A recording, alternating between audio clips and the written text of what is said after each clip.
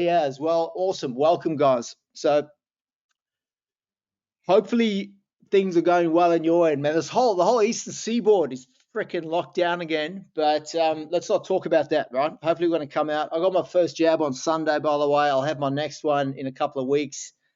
I want my COVID passport so we can start moving around. It's encouraging to see what's happening out in the northern hemisphere. Obviously, the UK and the US, they open up. We'll be at 70, then 80% before you know it. And we'll be traveling, no doubt. I actually want to run through an article, and I think I'll send it out with this recording that I received yesterday from Ernst& Young, who are looking at some of the macro economic indicators, which, by the way, I don't look at. I don't look at that macro stuff like what's happening with the stock market and over in the US and all of that, because we create our own economy, right? In small business. That's the beautiful thing about small business, that you create your own economy. You don't need to rely on what happens at a macro level. However, there are some indicators that are looking really, really strong, which is encouraging. I know if you put your TV on, there's a lot of bad news and they sensationalize, and obviously for some of you it is tough, especially in if you're in one of those areas in Western Sydney. I was speaking to Mark this morning, but it's temporary. We'll come out of it, and when we do, it's going to bounce back big time.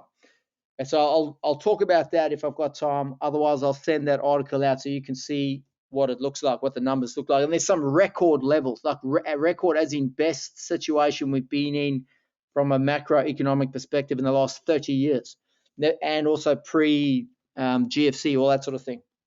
All right, so Builders Coach news. Let's go through the Builders Coach news. And again, it's obviously invaluable for you guys to hear what's happening around the country and in your local areas as well. It's good for you to compare notes, but I want you to use it as a form of accountability as well, because wash up what you hear from other people against yourself, like how are you tracking versus some of the other guys. It's good to have healthy competition, and also make sure that you keep moving forward and achieving things, even if it is learning. You always want to be learning. And the way to learn is through application. Hands-on learning is the best, right? So starting in Sydney with John, Anthony, Antoinette, and Elizabeth, getting clarity on roles and tasks, really going through that role clarity exercise, which a lot of you guys are familiar with.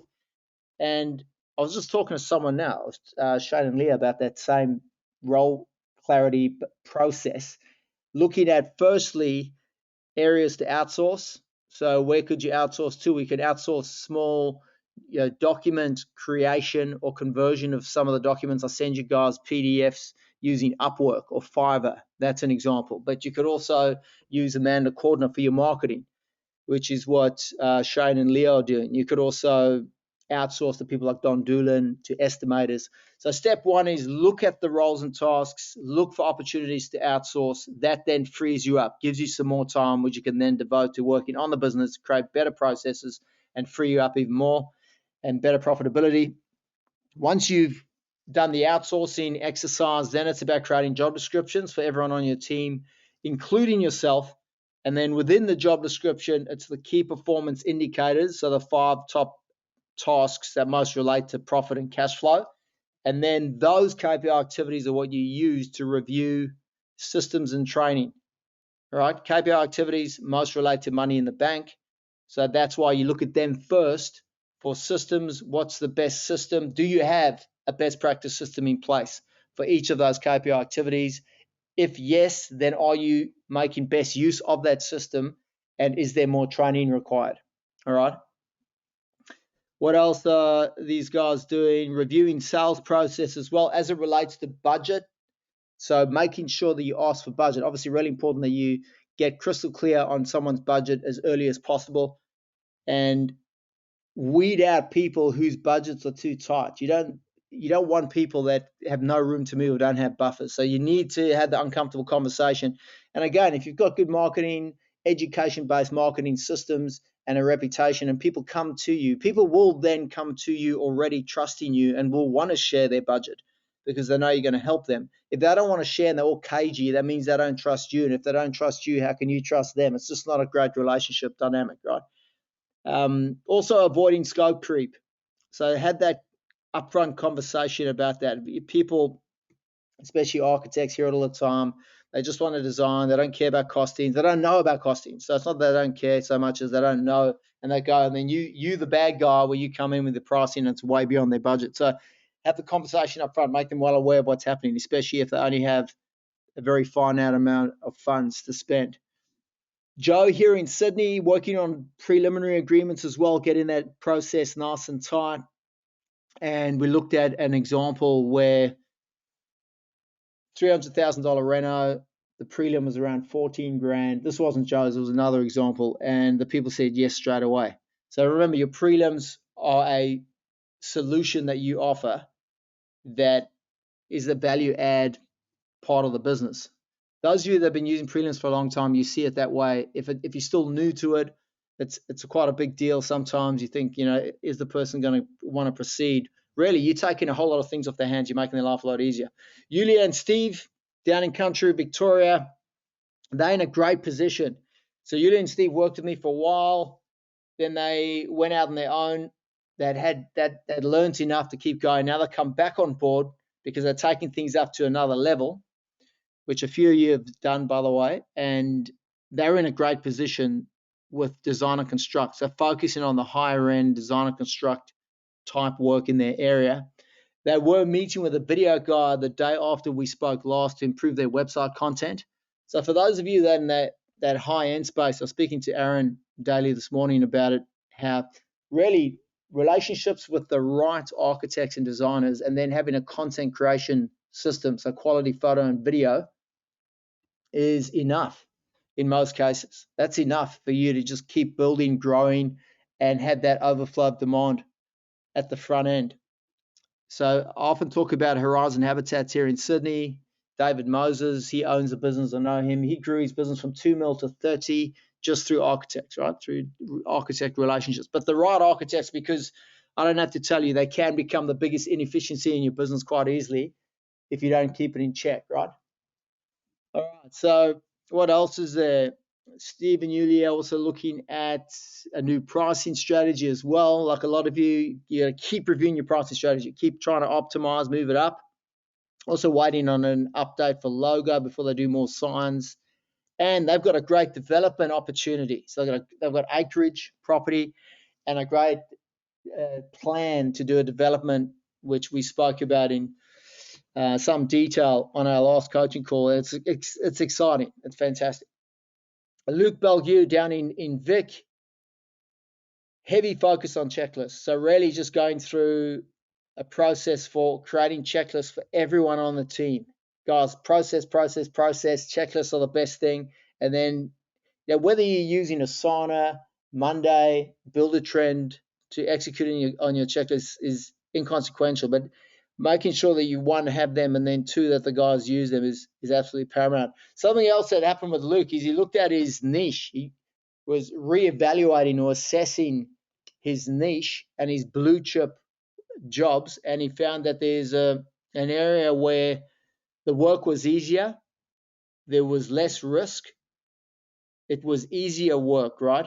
So it was a more efficient, easier type of build, and more profitable as well. That's where his most profitable jobs are.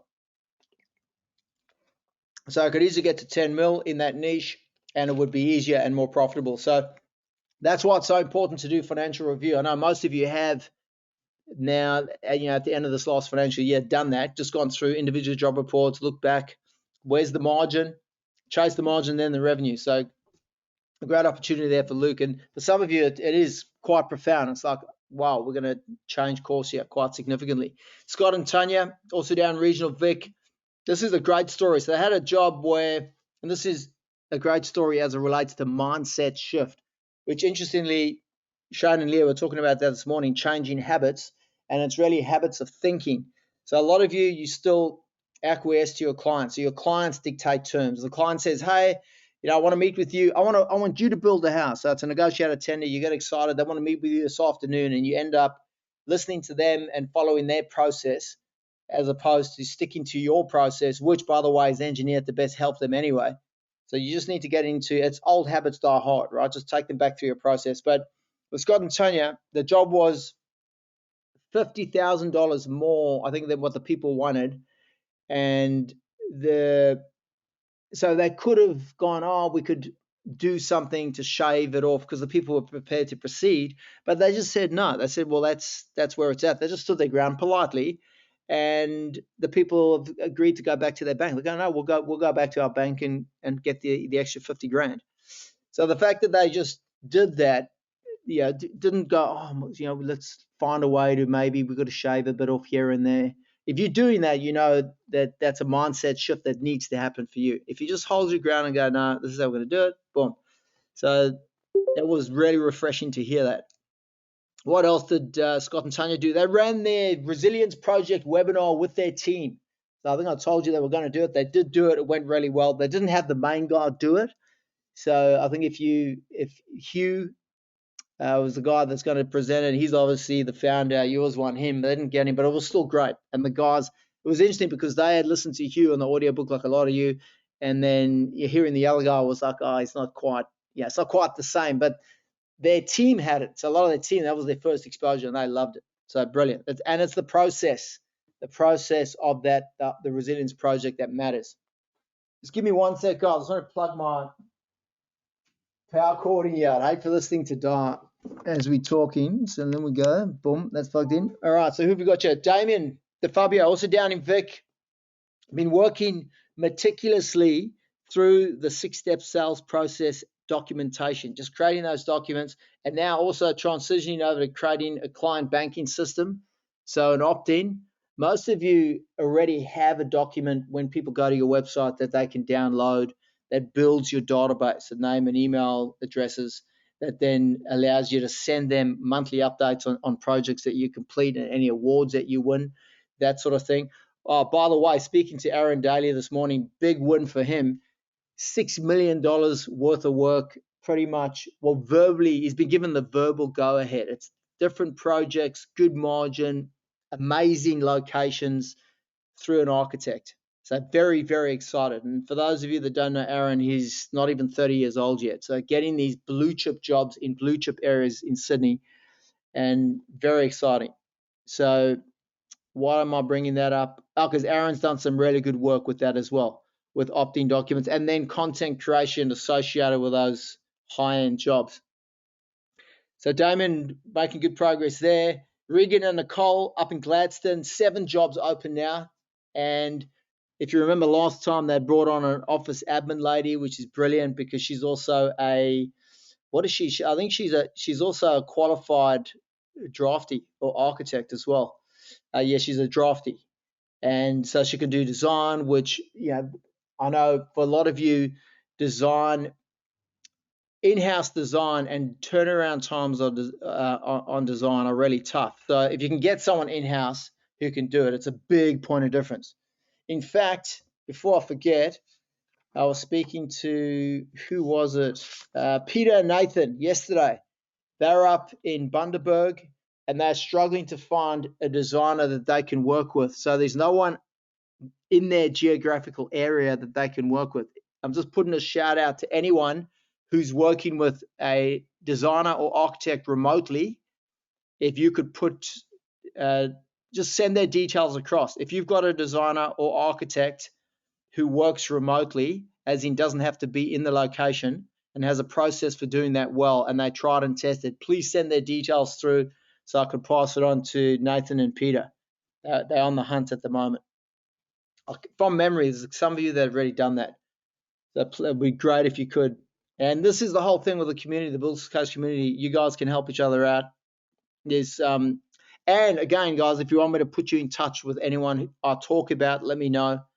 PM me or let me know in our next coaching call. What else? They've also, so with Regan and Nicole, they pushed a leading hand role onto their current carpenter. They're going to give him a pay rise, and things are going well with the admin lady, as I said, who's also a drafty. She's not working as a drafty yet, but she can. She's just helping out significantly with just the admin, just the general admin, and also potentially business development stuff as well. Revenue projections looking really good. They've almost finished their display home, and they're going to do a biz video shoot with the display and another build that's a blue chip type build. So they'll have content from their display home plus a blue chip bill. So on fire and margins going north all the time as well. Michael Digger, who took up a big chunk of our gold program call last time, just running through the things that he had done, and still kicking goals. He contacted 4 architects, got through to 2, and got a quote immediately from one of them, straight off the bat. So some of you in the process, I know just in the process of contacting architects, there's most of them, doesn't matter which part of the country, are booked out. There's plenty of work, which again is encouraging signs for what's going to come. If they're busy, you know that a lot of that work's going to need to get built, and that's you guys. What else is Michael doing? He's got a second-year apprentice to, this is interesting. So this is something different that you may or may not have even thought about. His second-year apprentice got himself a new vehicle, right? So the apprentice got it himself. It's a $45,000 vehicle, which is a lot for a young bloke, and it's fully kitted out. He spent another, I think, 15 grand getting the full kit done. And this young guy has agreed to let Michael sign write his vehicle. So Michael's obviously the business owner. The apprentice is going to get a sign written, and he's giving the guy a bonus as well. So direct response sign writing, as in question, niche, call to action, like your direct response banners. That's right up there with one of the top 2 ways to generate leads. So great exposure. And vehicle signage, it's like a moving banner, right? And when it's parked somewhere, it's just marketing. It's great marketing. Glenn and Jane down in Vic, insurance up to, I think they're going to be, insurance is at 12 mil, going to go up to 20 mil, home warranty. We got an inquiry from Bell Magazine that they were in, and told her that they charge for quotes. They've been also, things are starting to happen now big time with Glenn and Jane. So they're looking at getting another contracts admin person on. They've already got someone who's pretty much a unicorn. She's fantastic, but things are going gangbusters. And as we come out of this, once we had 70, 80% vaccination, it's going to be a massive year next year, 2022. Felicity and Kyle up in Cairns, going straight up to the other end of the country. A lot of job starts in the next 3 months, so lots coming through. They've got a new carpenter starting soon as well, and they had a chat to Pat Williamson. So Pat Williamson's doing the rounds. Pat's a builder that I worked with a couple of years ago, and he's one of the top 3 or 4 guys in the country in terms of how he uses Buildertrend, and he's now helping other builders set up Buildertrend. He'll do a Zoom call for like an hour or up to 4 hours, apparently. I'll need to chat to him. He actually sent me an email yesterday just thanking me for all the referrals. I wasn't sure if he wanted lots of referrals, but I've been sending his name out. So Colin Felicity had a chat to him. They also had a great team meeting. So this is where, guys, if you really want to get buy-in from your team, you want to inject motivation, purpose, and meaning into your team beyond them just having a job description and following their KPIs. You want to do what Kyle and Felicity did, which is get these guys together and then get them to set some personal goals. All right, so they did that. They're going to touch base with them in 3 weeks. There's going to be good accountability for them. But what happened is, because they went through this process of genuinely wanting to understand what their team wanted to achieve on a personal level, like what they wanted to achieve for their themselves and their families and whatever it is, it really opened them up. So they started talking and sharing. And one of their guys, I'm not going to give you details, but he opened up about quite a significant personal thing, which was great for them to see and to understand him as a person, to have that context around why he is the way he is. But I'd highly recommend that. Get in touch with the people, connect with them at a deeper level. If anything, it shows that you care about them as individuals. And if you can align their personal goals with your company goals, well, then that's a recipe for just being on fire. It's going to be, they're going to be, just think about it, like they'll be not as motivated as you because it's not their business, but all of a sudden them coming to work every day is going to get them, that holiday, that promotion, that investment property, whatever it is. So most business owners don't do that. They don't bother to ask their team what they want to achieve personally. Tim Waring, by the way, Tim is going to come on the next gold program call. We're going to have a chat to him because he's achieving amazing things and just keeps going from strength to strength. They've been hearing some hairy stories up there. He's up in Toowoomba. some hairy stories about other builders who are struggling. So I don't have to tell you, you guys would have seen the Urban Developer article where, sadly, 90% of builders don't bother with business development. And in these times when they have a lot of people coming at them, but there's also complexities and delays with supplies and pricing, that a lot of them are going to come crop up. They're going to run into trouble because they don't know. They're flying blind. They don't know their numbers. So yeah, Tim's been very intelligent in how he's gone about dealing with taking holding deposits, making people aware of price hikes, using the right clauses in contracts, full disclosure before the fact, putting buffers in place as well. But one of the big wins that he's had, so listen to this, right? Getting paid twice as fast using Buildertrend and Xero. So they're busy getting Buildertrend and Xero set up quickly and well, and they're getting paid twice as fast now because, and the reason is they can see when someone's opened the invoice. So if someone hasn't opened the invoice, which you can see on through Xero, then they give them a quick call and they just go, hey, maybe you missed this, could have gone in your junk folder or whatever. And often it is they didn't even see it, they didn't even know it was there, and they go, oh, and then they pay.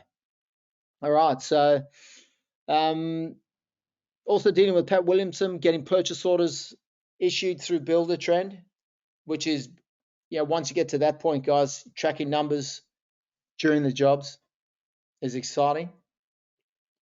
What else you got? You got a couple of job descriptions, KPIs done. They've updated their quoting template. And their quote template, so the quote that they submit has been updated with high resolution photos and looks amazing. It just presents very professionally and looks amazing.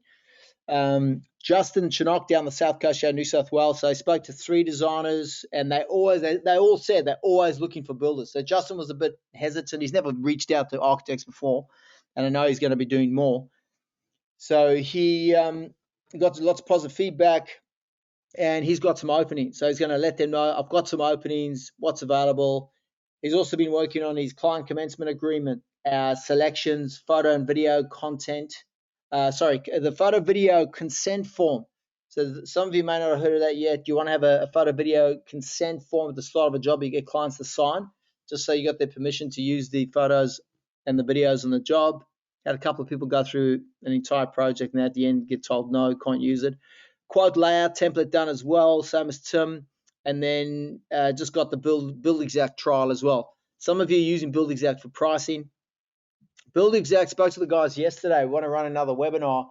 So apparently they're expanding. I know quite a few of you are using Build Exact, and some even in combination with Buildertrend, but they're going to be expanding out to the US and they're already out in the US, Canada, and then also the UK as well. So that company's going from strength to strength. Murray Lewis here in Sydney. Brochures are at the printers, probably already in his office by now.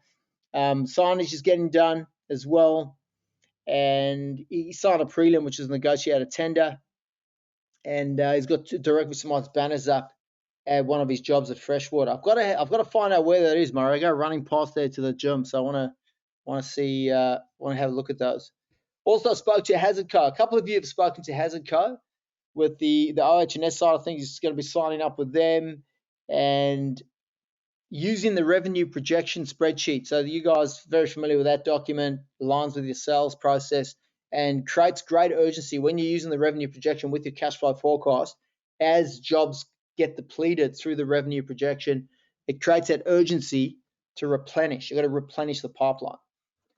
Jared Lindorf down in Vic signed a $39,000 prelim for a great client, $1.5 million project in a great area as well. So to give you an indication, properties in that area sell for between $6 and $8 million. They've got or will have 7 jobs running at once, which is a record for Jared, which is fantastic. And what else? So Jared's got a unicorn that works with him in the office. She's come up with a great selections process, including a selections checklist as well. And they're working at round 2 of a brochure as well. So those of you that are creating your first brochure, at some point you're going to get a second edition, third edition, fourth edition as your jobs keep improving as you grow. So that's what's happening there with Jared. Ben Garraway, Mildura. So this is an important one for a lot of you to hear and also to think about. Just think about with your team. Some of you have team members that are not performing well or are having challenges, whatever it is. I know for some of you, when you have someone not performing and then you dig beneath the surface, as in you go grab a coffee with them and you find out what's going on. And I always recommend you do that, by the way. If someone's angry, they snapping at people on site, or they're being passive aggressive and they're not performing well, one of the first port of call is always to find out, is everything okay? Maybe they're having relationship problems. Maybe they're having other challenges. It could be mental health issues. So obviously you want to make sure that you uncover that first. But Ben had, this guy's dealt with before. So he had to have a tough conversation. Basically sat the guy down. He did it. He leaned in, which I know it's hard to have that tough conversation at the best of times. And in business, it's the toughest thing. You would have heard me say many times. Letting people go, which needs to happen at some point if they repeat offenders. Well, not so much repeat offenders, but not a good fit. But Ben sat down, had the conversation, was upfront and honest. So being authentic and honest is so, so important, right? You guys would no doubt have come across people that they're always nice, right? They're always going to just say, yeah, everything's cool. They don't want to rock the boat. They don't want to say anything to upset anyone. Those people are really the nastiest type of people because they're not being honest, right? They're not really being honest with themselves. That whole nice guy syndrome. If you're always nice, and those people, what happens is they eventually tend to snap and become very nasty people, as opposed to someone who will say, hey, no, I don't like what I've just seen, or I don't like what you just said, or I disagree. You can still be respectful and polite, but you can be honest. You don't have to be confrontational. And if you struggle to handle a difficult conversation, then that's an emotional regulation issue that needs to be addressed. But ideally, you want to lean in, especially from a leadership perspective, into any of these situations, whether it's a subcontractor, employee, client. Lean in, be honest, have the uncomfortable conversation. In fact, all of you, there'd be someone, whether it's personally or otherwise, where there's an elephant in the room, or an uncomfortable conversation, or things that are being left unsaid. So write down, you think about it now. If you're watching the recording, pause. Who's that person? What is that thing? And book in a time to have that conversation. Just do it. You will feel better. You'll feel a hell of a lot better, because that stuff doesn't go away. There's courses out there that talk about this, but ultimately congruency, being congruent and being authentic, which is leaning into these things, leads to better mental health and happiness. And if you've got too many of these unspoken things in your life, that's baggage, and that's going to weigh you down, and it's just a recipe for disaster, right? So you want to eliminate these. So Ben did it, and you got a positive, like if you're honest with someone, it's a bit like that client commencement agreement. When you're upfront and honest about things that people need to do, like get their payments in on time, not call you on the weekend, you actually get a lot of respect. So Ben got that. I mean, we'll see how it unfolds. But the guy was like, yeah, he agreed that he was. In fact, it sounded like from Ben and my conversation that the guy that he sat down with was unaware that he was doing the things he was doing. And Ben helped him become aware of it. And then the guy was like, oh, shit, okay, no, I'll fix that. So really, we all have blind spots, right? So if you care about someone, you can say, hey, there's a situation, you actually, you're being a dickhead. Or it's like your mate telling you got a booger in your nose, right? You're not going to get angry about it. You go, oh, thank you. And then you'll sort it out. Or you're going to get pissed off, right? So talk authentically, right? Authenticity, guys. Congruency. All right, what else is there? So Ben's also starting to work with Amanda Cordner.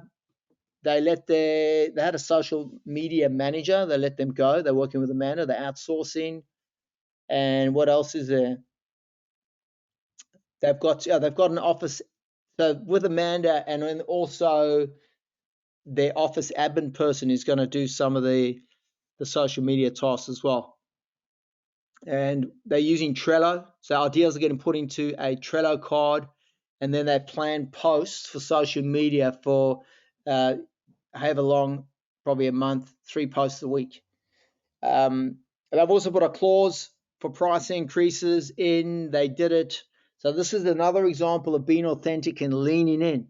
Instead of waiting for the fires to emerge, there'd be a problem with a price increase. They put clauses in for price increases, upfront conversations. So they gave clients like an option. There's going to be a price increase, and it's going to be between, I think it was like 8% or something. It equated to 130 grand on 3 jobs. Or what they said they would do is they could change the scope of the job to accommodate these price changes. All right, so we can do some changes now to reduce the cost, or be mindful that you're going to probably see an 8% increase. And all 3 of the people that he approached, only 3 jobs that spoke to about this, they were all happy, and there was a clause associated with that as well. Matthew O'Keefe, also in Vic.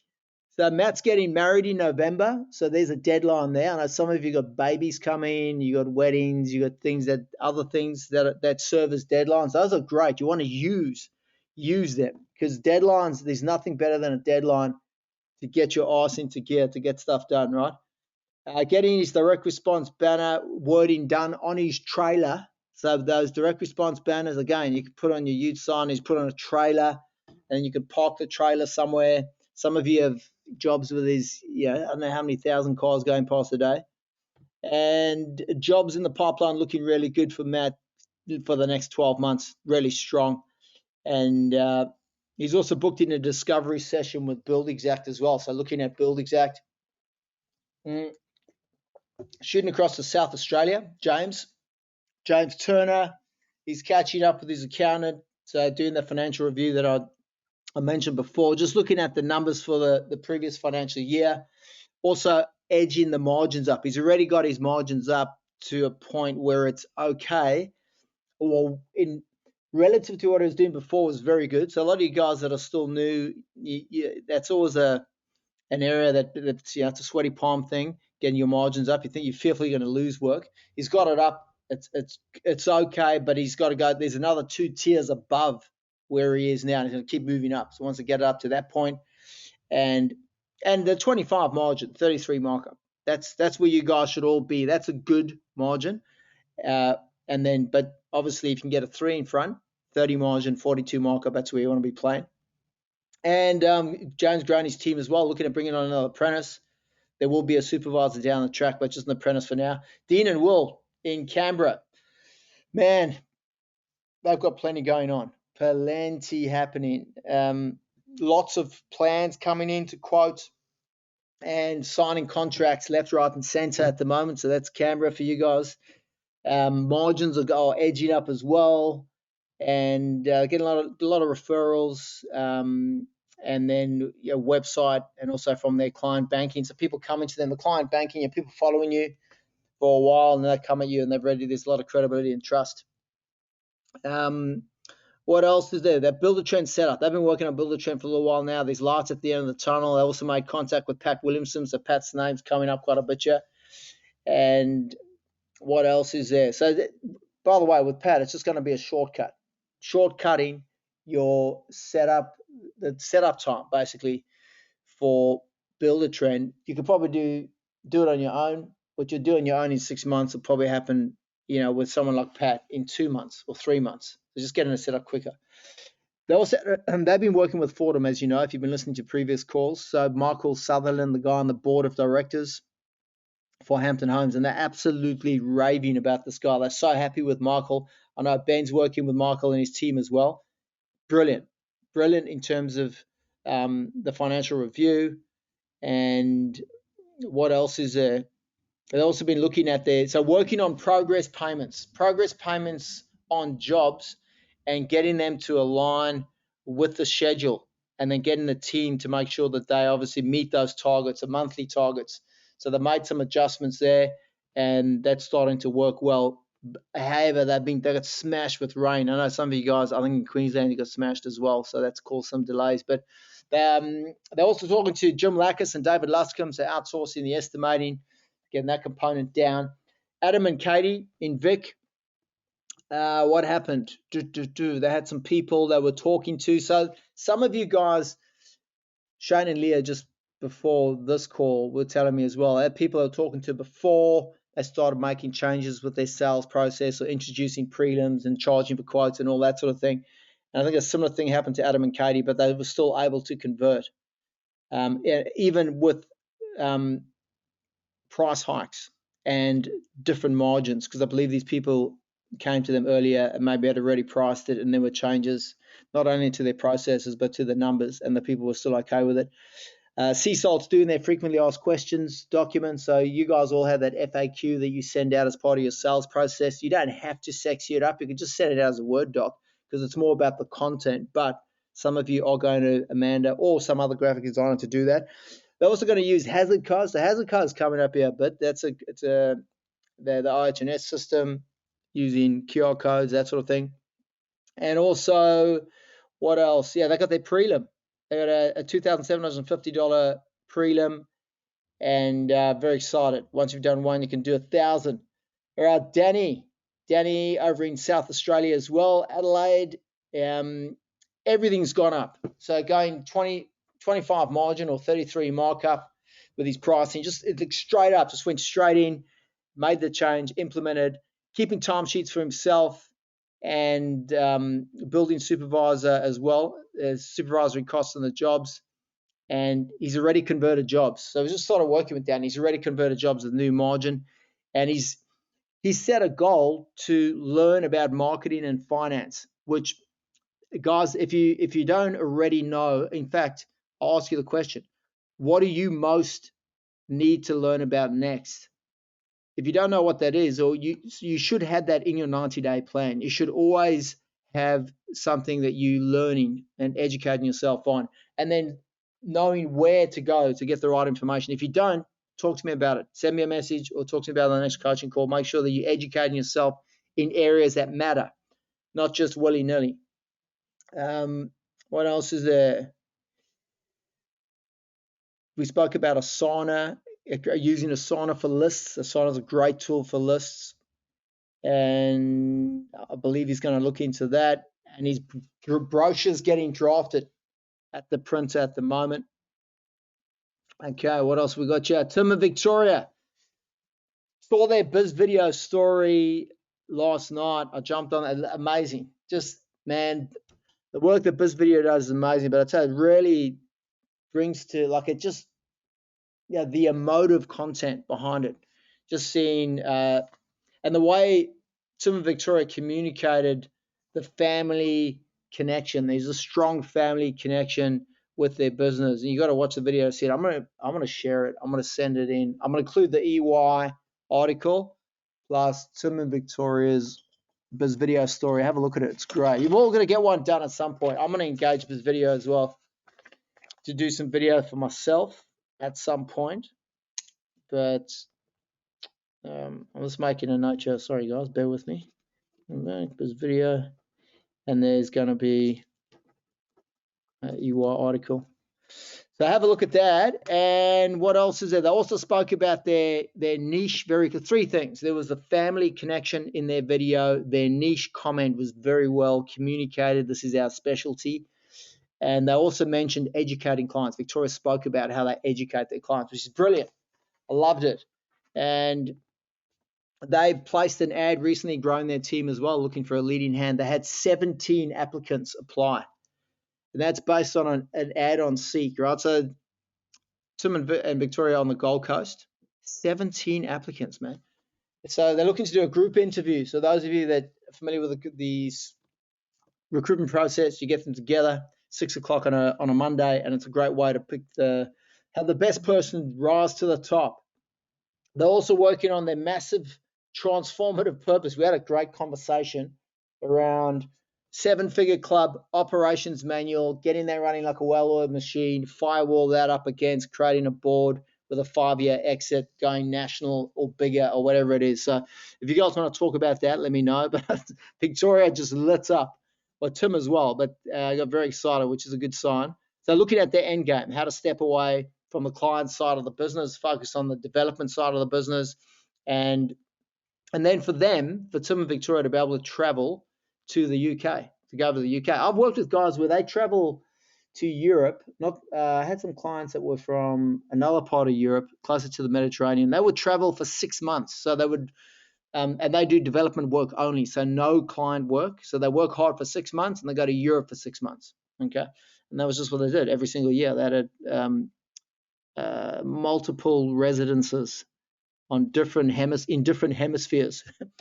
Tom Lassie up in Queensland, Bris Vegas, had an apprentice who, so this is another situation like Ben's where there was having a difficult conversation, leaning in, being authentic. There was one of his guys, an apprentice, was close to leaving. Things weren't quite working out, and he dealt with it head on. So prior to that, there was a bit of an unproductive week, but then he sorted this thing out, nipped it in the butt. The guy's moved on. He's got someone else starting. So hopefully that's going to work out well. We'll find out. And this is interesting. So listen to this, right? For those of you that are still new to going through the sales process or new to some other aspect of the business, where you're practicing how to explain your client commencement agreement or how to explain charging for quotes or a prelim. So what Tom did is he was having a conversation with his dad. His dad's got a successful lighting business, and his dad was curious about what he's doing with Builders Coach and the coaching programs. So Tom was explaining, putting business systems and processes in place. His dad asked for an example, what he's doing. He said, well, we've got the sales process, and then we charge him for quotes.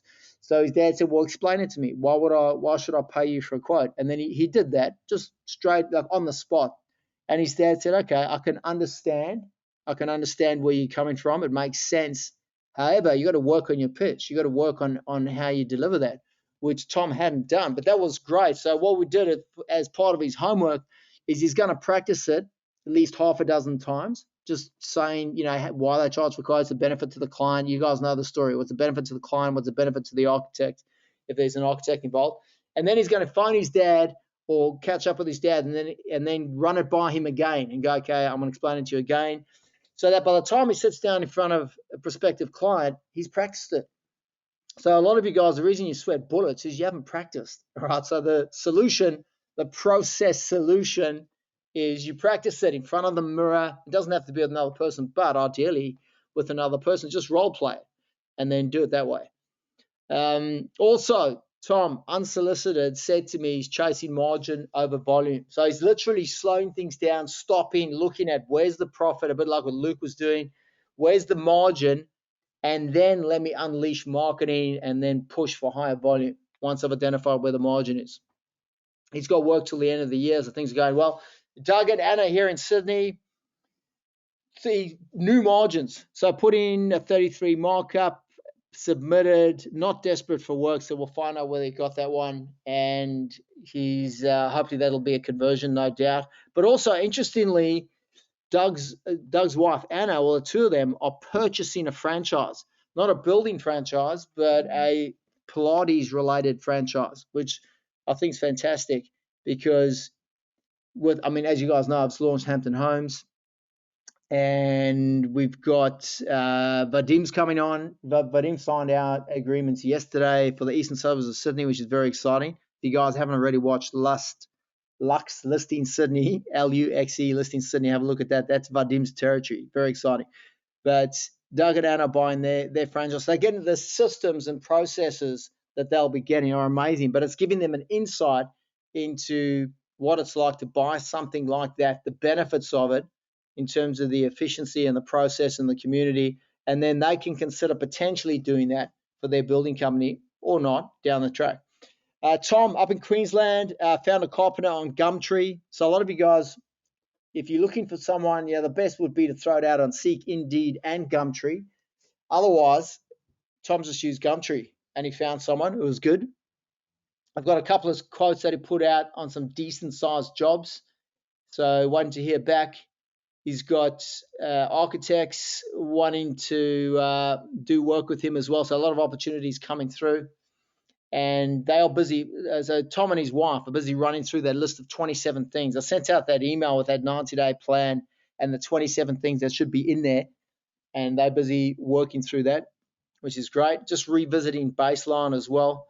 So every now and again, you want to consolidate, just revisit your systems at a foundation level, and then keep moving.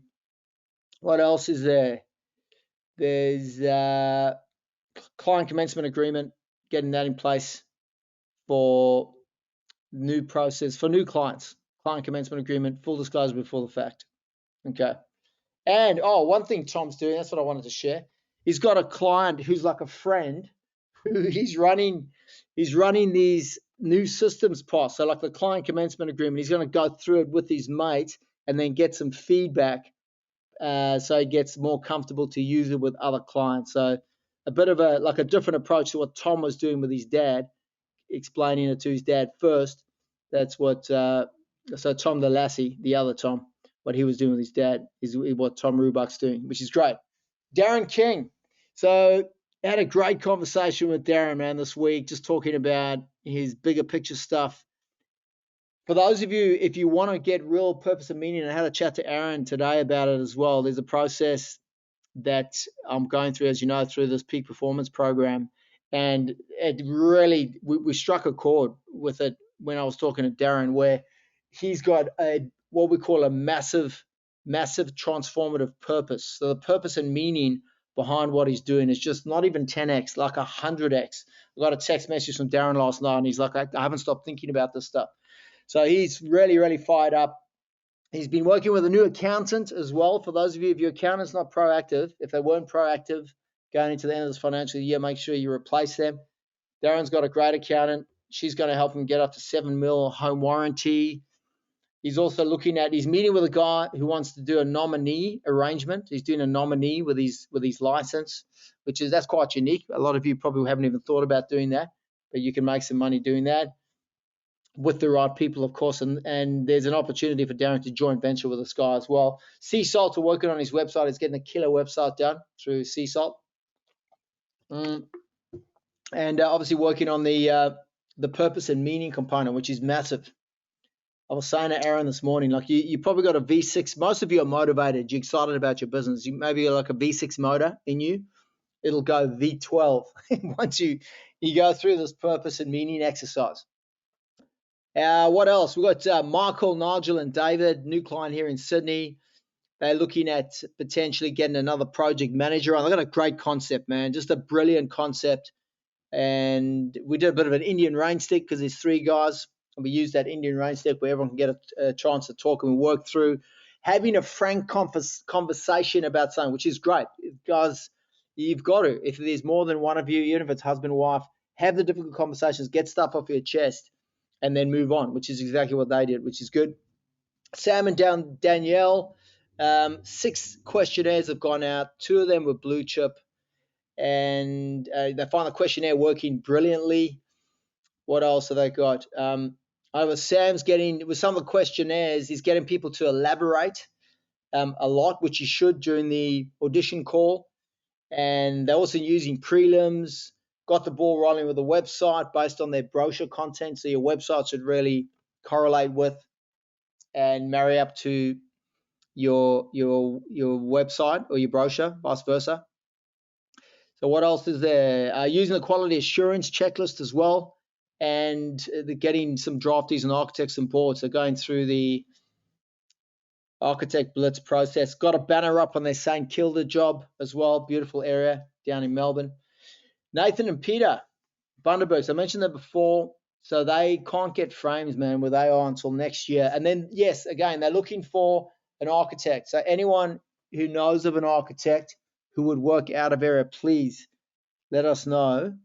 But they're working on their own project as well. They've got their own development that they're working on. They just poured the extended slab on that place. The bathrooms are getting done. And it's exciting. And talking deadlines, Peter's birthday's coming up in December. I believe it's the 18th of December. It's a big birthday as well. I won't give age away, but that's a great deadline to get their project done, right? So use deadlines, guys, even if it's a birthday or whatever it is, use it to get things done quicker. Nothing like a deadline. What else have they got? They've got a project builder up there who's using steel as an alternative to frames, but they're not keen. not very keen. Breaking news for Peter. Peter's got natural interior design skills, and she just got her first job. So she's not a qualified interior designer. She just got that natural ability, and she got a job, like a paying job for interior design work that came through their Instagram or Facebook, which is fantastic. And they also got featured. She got featured in the local magazine, so that's very exciting. There's a bit of purpose and meaning in getting injected in there. And they're also doing a renovation for a client who's an influencer, like an Instagram influencer, and she's posting some of their stories as well, which is good.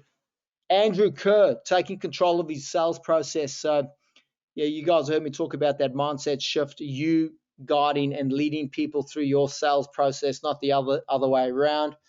Andrew's also looking at buying commercial property, that's a great option, by the way, if you can purchase a commercial property that you use for storage and an office, and for some of you even like a small display, then the later in life that it's a great, the rental yields are usually fantastic on those. It's a great investment opportunity. And he's also had two carpenters who've started, and they're working really well. So things are going gangbusters. And I think I mentioned last time, Andrew's in the projected 7-figure club in terms of what's in the projections. So guys, that's it, man. There's plenty there. I've got like 5 minutes left just to go through this EY article. So I know if you put the news on, it's all blah, blah, like it's all sensationalized and depressing. However, here's some good news, right? So Ernst & Young, they're big. So that's one of the big four, right, accounting firms. So listen to this, guys. They reckon, and I'm just taking little sound bites out of this article, which again, I'm going to send to you. A recession so for us to go into a recession, which a lot of people think, if we're spending 1.5 billion a week, these lockdowns are never going to end, surely everything's going to collapse, which I did hear someone talk about in the UK. Like they can't lock down forever.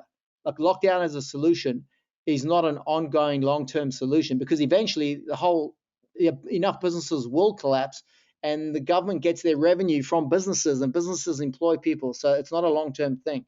They've got to look at alternatives, which they are. Obviously, they're looking at the vaccination thing. But in order for us to go into a recession, restrictions over the December quarter would need to be tighter than September. So we'd need to go into worse lockdowns around December than we have in order for there to even be a recession, which is very unlikely but not impossible, right? So because of the vaccination rates, by the way, by the end of August, 50% of New South Wales is going to be vaccinated. That's the end of this month. What's today? 6.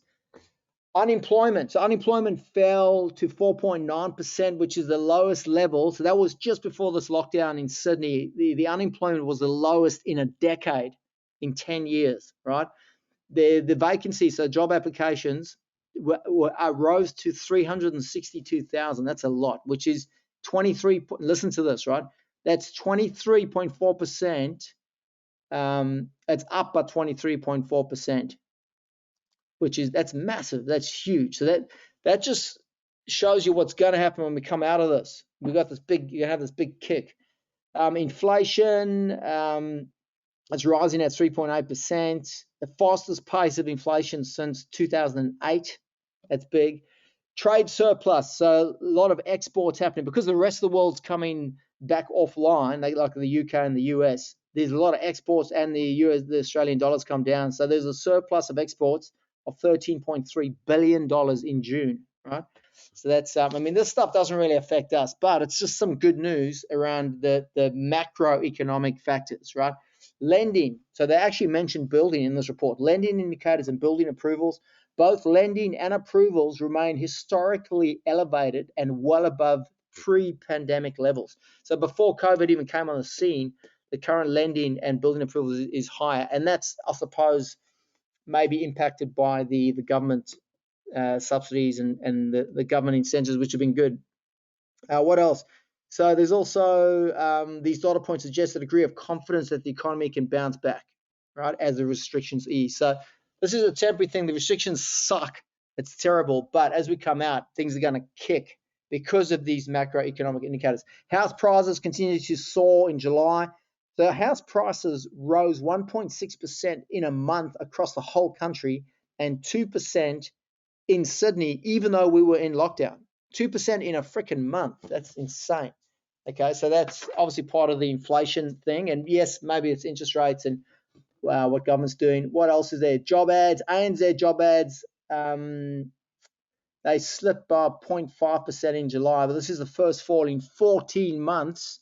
But job ads, listen to this, job ads remain 35% higher than pre-pandemic levels. 35% more job ads than before the pandemic, right? Right, so guys, that's just some of the good news. I'll include this article in the recording as well as Tim and Vic's biz video story. Have a look at that. Thank you for you guys that joined me live. Have a fantastic weekend. Talk to you soon.